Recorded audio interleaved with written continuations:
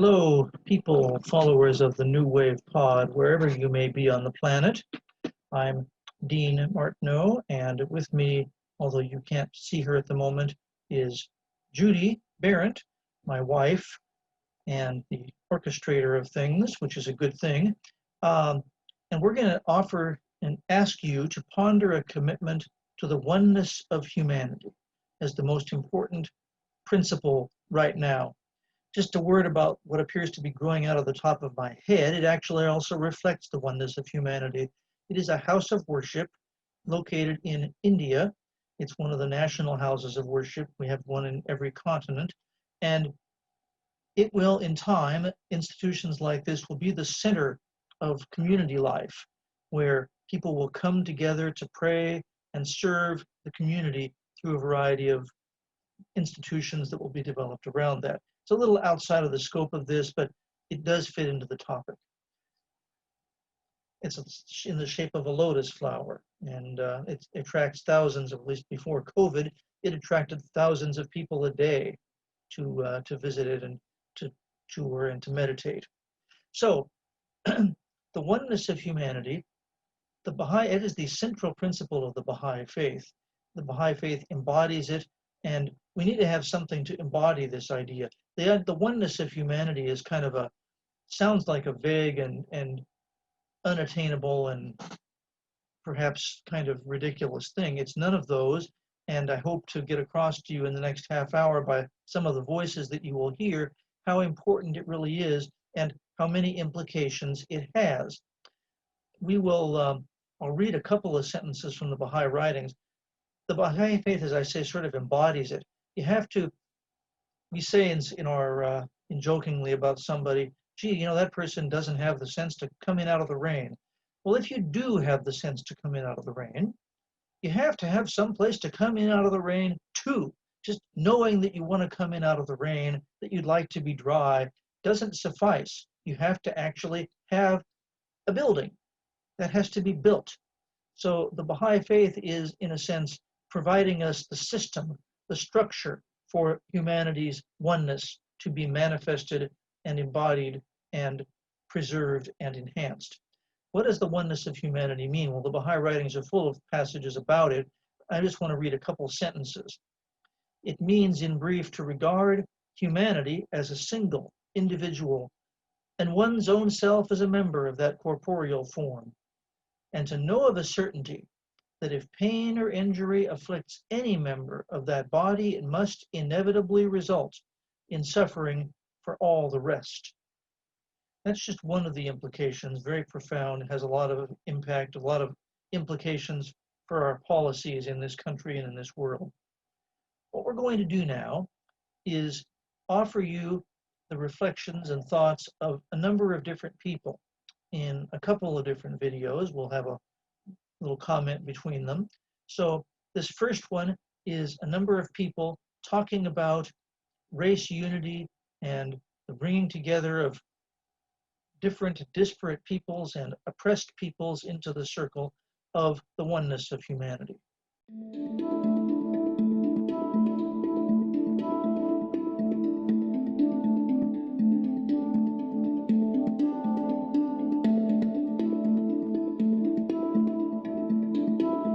We lived in a very small little part of the community, actually, and they came down into the heart of that little community and burned the cross.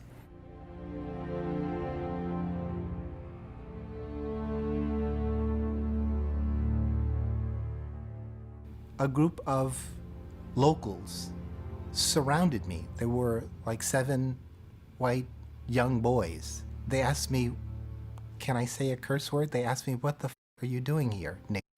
It was a punch. It was like a punch to my soul. I could even be in the back of my parents' car riding down the street and stop at a stoplight and see white children in the car next to me who were sticking their tongues out at me and calling me all kinds of names. Everybody has racism. It's a toxin, it's in the air, it's in the water, we all grow up with it. My granddaughter went outside and saw this noose, a white rope noose hanging from a tree. That's today. I'm just a few weeks from the time that it happened. She saw people getting into a pickup truck carrying what looked like shotguns and dynamite. I mean, I always knew I'm in the South, and these people will kill you. They will kill you. So the Klan comes to me. They're coming down the street, walking, and I get as close as I am right here. I mean, I literally could have tripped them. I mean, and with that dress thing they were wearing, we could have taken them.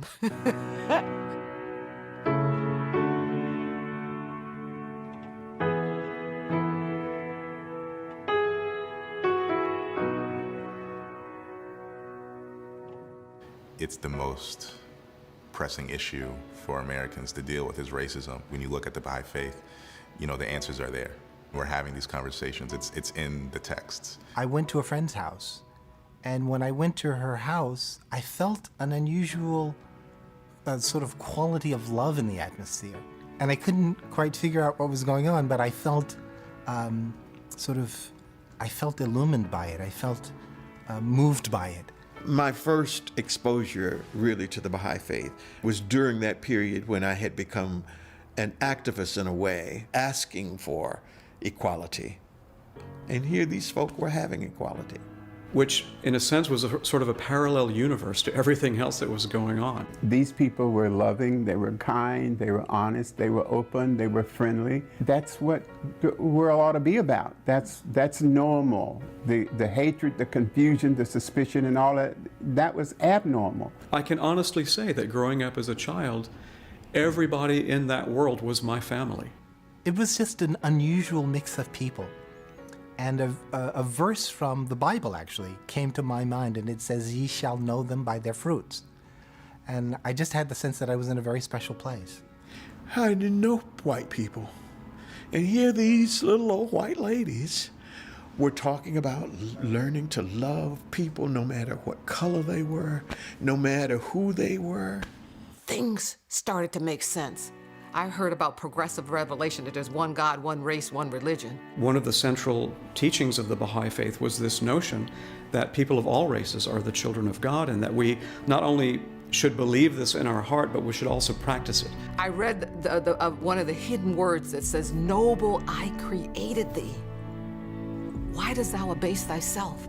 When the Baha'i writings compare Black people to the people of the eye, the light of the spirit shines forth from the pupil of the eye. Lets me know that there's something exceptional about Black people. It's incredibly validating. Humanity is like a flower garden, and the beauty of humanity really comes in its diversity. And there's a particular line that struck me. It is the end to foreignness. It is the being at one in complete dignity and freedom with all that dwell on earth. It was clear that it was all one religion. Different bodies, different times, different names, but the same light. I felt moved in a way that I had never felt before. And then I heard a voice, actually. It was a strange, mystical encounter. And the voice said, "You mustn't worry. Everything is going to be all right." It's not just a challenge for America, it's a challenge for our community as well. We should be struggling with it. We are struggling with it. Yeah, and the beat goes on.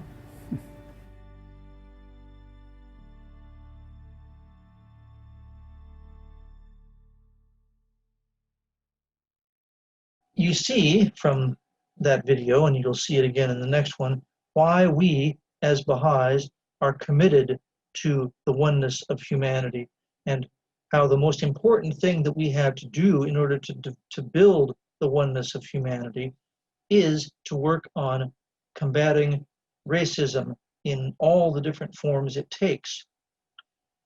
There are some interesting implications in that video. One I want to highlight, and that is that, remember we talked about before how humanity really needs to be regarded. We need to regard it as one body, and all of us as limbs and members of that body.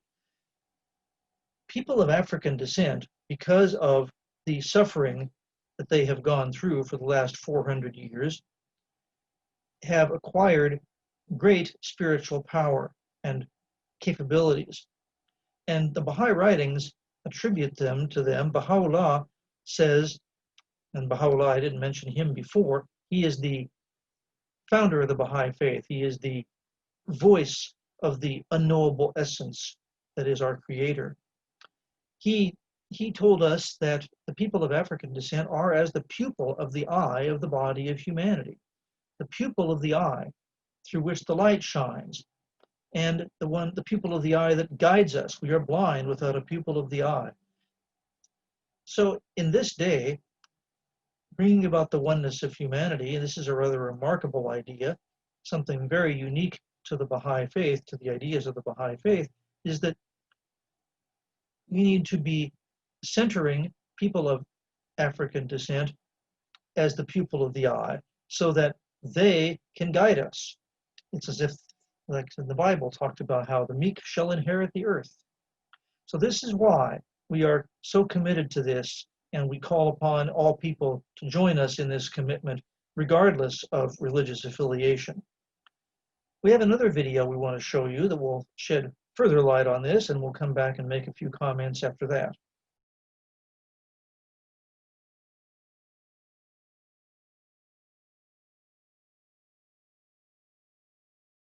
The pivotal principle of the Baha'i faith is the oneness of the human family, that the human race is moving from what we believe to be adolescence to adulthood. And so this concept of otherness that's dominated society forever has to change into this concept of oneness and unity. So one, we have to change a consciousness. It seems like a vague term, but until you have a consciousness of oneness, then you can't build a society that's based on that. If you have a consciousness of otherness, that's how things play itself out. So we have that basic consciousness of our oneness, this basic consciousness of a belief in God that wants us to come together as one. And then the Baha'i faith offers very specific teachings, and I deal a lot with the black-white issues. So we have this consciousness, this belief in God, and then we have, okay, then what do whites and blacks specifically have to do to bring about, and I'll just talk about those two groups right now, specifically have to do to bring about this unity and this oneness.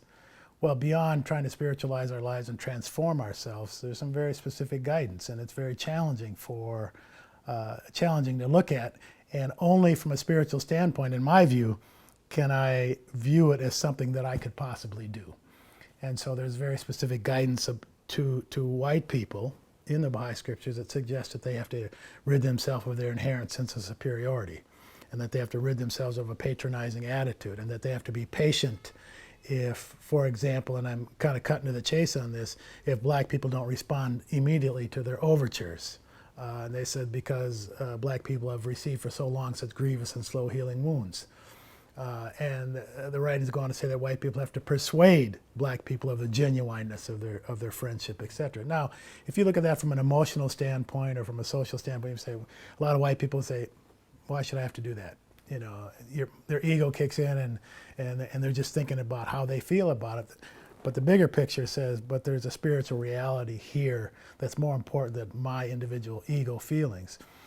It says that black people, and this is a challenge for most black people that I meet when they first hear it, that black people have to wipe out every trace of suspicion that may linger in our hearts, that we have to show the warmth of our response, for example. And the Baha'i faith says that that's kind of an equation, that if whites do this, blacks do this, then we can bring about a particular unity and a oneness of the human family. So it's applied spirituality, all right? Now, for me to actually show the warmth of my response to people that I've been suspicious about most of my life means I have to be in constant prayer to elevate my thinking and my consciousness and my spirit so that I can truly, and again, it's a cliche, look at those people not from what has happened to me in the past, but as a creation of God who is valuable in the fact that they are a creation of God, and love them for the sake of God. Now, these are, again, terms, principles that can apply in a lot of religions, but the application of it on a daily basis as I interact with white folks in this community or any other community, I find challenging. But those are things that the Baha'i faith is suggesting very specifically can begin to heal the wounds of racism between blacks and whites. There's more, but that's a particular equation that is given to us. And in that equation, it makes it clear, and I think this is another thing that spirituality brings to the table and religion, is that in the realm of spirituality, in a sense, there are no victims, because we all have the capacity to draw on the power of God to transform and transcend anything that we've been through. And so in society, we may say there's victims and people are oppressed, which is true, but yet at the same time, there's a capacity that we can draw on to overcome any of that. And that's a belief that most religions hold. If you tap that power of God, if you draw on that power of God, if you have that connection, that you can overcome almost anything. And it's required, I think, if, for example, I'm going to be forgiving. Because it's not that I have to be forgiving once or twice. It's I have to be forgiving 4 and 5 and 6 and 7 and 8 and 10 times and throughout my life. Well, I have to have something to draw on that's greater than myself to be able to do that. I think spirituality, and I think the Baha'i faith, I don't want to say in particular, because I think most religions have that belief, but as a Baha'i, that's a very strong principle. In fact, we're told that when somebody harms us, we should instantly forgive them, which is, again, easy to say, very, very tough to do. The application of that is if somebody is racist, somebody does a racist thing toward me, the suggestion is that I should instantly forgive them. And in forgiving people, in my understanding of the Baha'i faith, I'm not saying it's all right that they did it. I'm saying that my spiritual responsibility to create healing is to forgive. And again, that's a spiritual construct. It's not an emotional one. Emotionally, I can't forgive day in and day out. I have to be able to renew that, draw on something to renew that. And that's what, to me, spirituality is about, and what the Baha'i faith offers me in terms of being consistent. Hi, everyone. This is Judy Barrett, Dean's wife, and I thought I'd at least make an appearance in the video, because Becky always tells me she likes to see me too. So here I am, Becky. I just wanted to mention also that beautiful temple that's in the background, which is in Delhi, India. I had the unique privilege of going there and spending some time when I lived in India. And it's just amazing. It's so much bigger than it appears here. It's beautiful, and all the Baha'i temples in the world are built with a dome, a circular, to symbolize that all mankind can enter in. It's not like a church. It's a temple built for, again, symbolizing the unity of mankind and the unity of religions. Just a quick additional comment about Todd Ewing, who was just in the last video we saw. He's also authored a wonderful book in addition to, he does this race unity and racial justice work called Seeing Heaven in the Face of Black Men, which is a beautiful story about a group of Black men who some years back formed a group in order to work on themselves spiritually.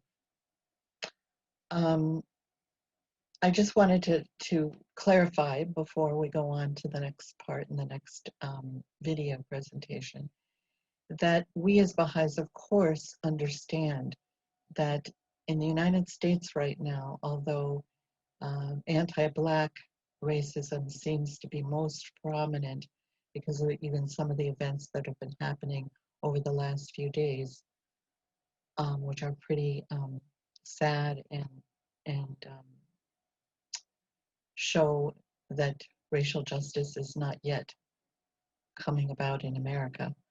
We also realize that there are many other racial and ethnic groups in America, which many of them you're quite aware of, the whole Latinx population, Southeast Asians, the recent prejudice against certain Asian groups because of the COVID virus, and of course, last but not least, the Native Americans in our country, whose country this is, and was stolen away from them by the conquest of the Europeans. And we know that they suffer, and actually I lived among the Navajo for some amount of time and know the prejudice that's there. And of course, we as Baha'is, we're talking about eliminating racial prejudice of all kinds and bringing about the unity of mankind. And a little bit more about this, the vision that Baha'u'llah presents us is so wonderful, and you kind of get a picture of that from that video of Todd Ewing, because he talks about each of us and all of us have our responsibilities to play when we're working for the oneness of humanity. And when we carry out those responsibilities, we can bring about a world, and we will bring about a world, the like of which we've never seen before, the like of which we really can't even imagine, where we are truly on equal footing and truly love and respect and revere each other as peoples. So this is the vision we have to look forward to, and this is the commitment. This is why we are so committed to working at whatever level we can, however primitively, to bring about the oneness of humanity. Luckily, the news isn't all bad, because the Baha'i faith has been in the world now, well, since 1844, and we're going to show you a video reflecting what has been achieved, the unity that you can see in gatherings all around the world, even at the early stages in building the oneness of humanity. This is what can happen, and this is a harbinger of what is to come in far greater degree than this.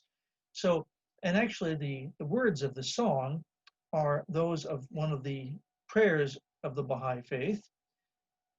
O God, unite and bind together the hearts. Join in accord all the souls. Make these faces radiant through the light of thy oneness. So enjoy the panorama, enjoy the words, and we will be back, for those of you who are here live, to have discussion and questions. I just wanted to add too that perhaps as you're seeing all these beautiful faces, you can spend a little time meditating on what a world would be like if we were all united in oneness.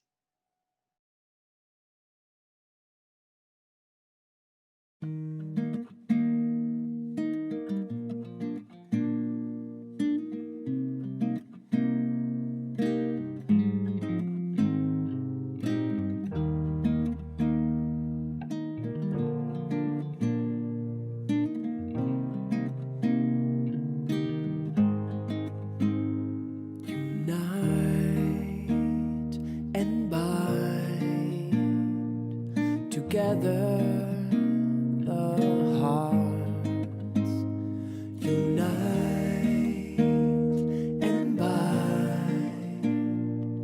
Together the hearts, join in accord all the souls. Join in accord all the souls. Oh Lord, make these faces radiant through the light of thy oneness. Unite and bind together the hearts. Unite and bind together.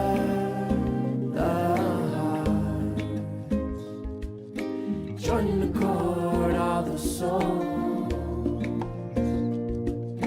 Join in accord all the souls. Oh Lord, make these faces radiant through the light of thy oneness. Unite and bind together.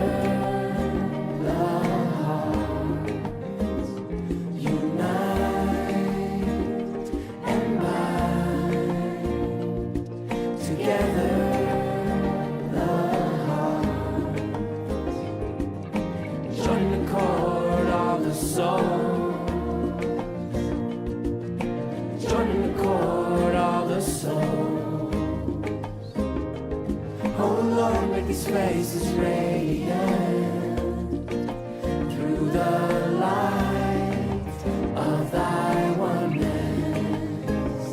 Unite and bind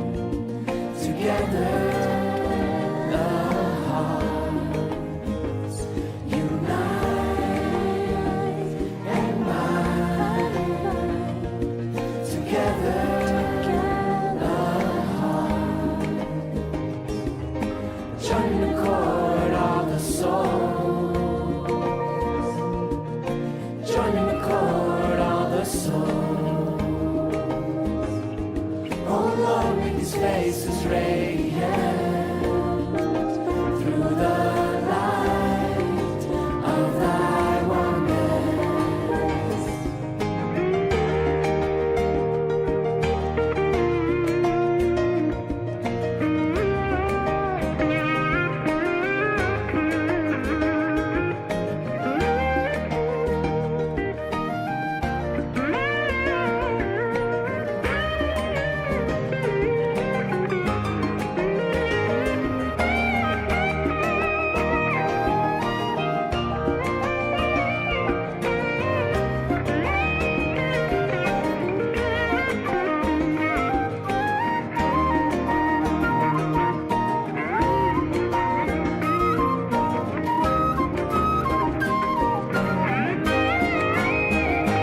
Unite and bind together.